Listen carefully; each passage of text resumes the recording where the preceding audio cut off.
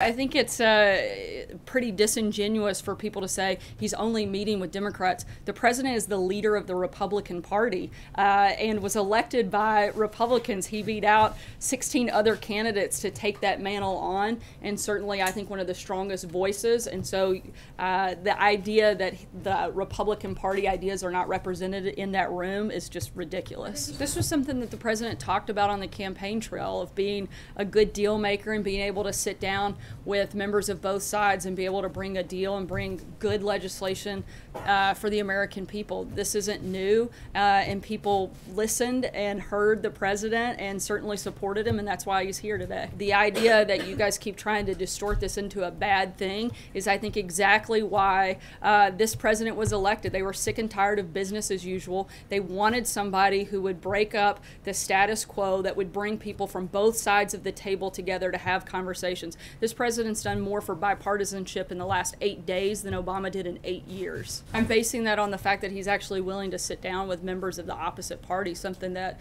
President Obama rarely did, and certainly didn't listen to members of the opposite party. I can't think of a single time where he made a deal with anybody from the opposite side of the, from anybody beyond the Democrat Party. And again, this president is committed to doing that. He hasn't just done it once, but he's continuing to do that as we move into one of the most ambitious legislative agendas that we've had in a long time, and we're committed to working with Democrats. He's both stated that publicly and in these meetings that he's going to continue to have. Well, I think just by mere fact that he's been sitting down both yesterday and today with multiple members of the Democrat Party shows that he wants to have that conversation with them. I don't think you can make that any more clear than to have those ongoing conversations with multiple members of the Democrat Party.